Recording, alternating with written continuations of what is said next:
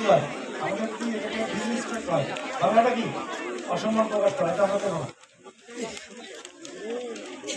আচ্ছা, এখন আমরা এখানে এসেছি তোমাদের সঙ্গে একটু পরিচিত হতে।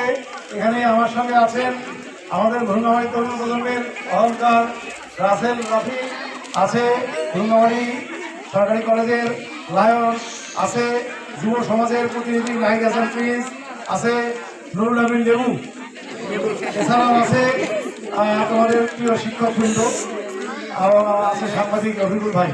ঠিক আছে, তুমি একটু মনোযোগ দিয়ে শুনবে। তোমাদের সঙ্গে কিছু কথা বিনিময় করা যাবে। তুমি আবার কথা বলছো বাবা, প্লিজ একটু 5টা মিনিট কথা বলা বন্ধ রাখা যায় না? কেন কেউ কথা বলবে না প্লিজ? অ্যাটেনশন। আচ্ছা, সামনে বাংলাদেশে ভোট আসতেছে, এটাকে বলা জাতীয় সংসদ নির্বাচন, বাংলা, হ্যাঁ, ন্যাশনাল পার্লামেন্ট ইলেকশন। জানো এটা তোমরা? ভোটের কাগজ দেখো না, বিভিন্ন প্রার্থী সুন্দর সুন্দর ছবি। অ্যাটেনশন। আচ্ছা, সামনে বাংলাদেশে ভোট আসতেছে, এটাকে বলা জাতীয় সংসদ নির্বাচন, বাংলা, হ্যাঁ, ন্যাশনাল পার্লামেন্ট ইলেকশন। জানো এটা তোমরা? ভোটের কাগজ দেখো না, বিভিন্ন প্রার্থী সুন্দর সুন্দর ছবি।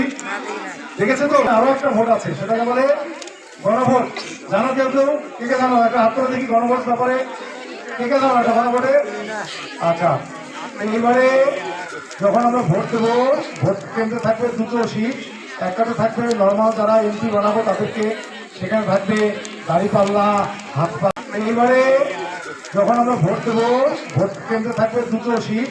একটাতে থাকবে নর্মাল যারা এমপি বানাবো তাদেরকে, সেখানে থাকবে দাঁড়িপাল্লা, হাত পাতা, লাঙ্গল, ধানের শীষ,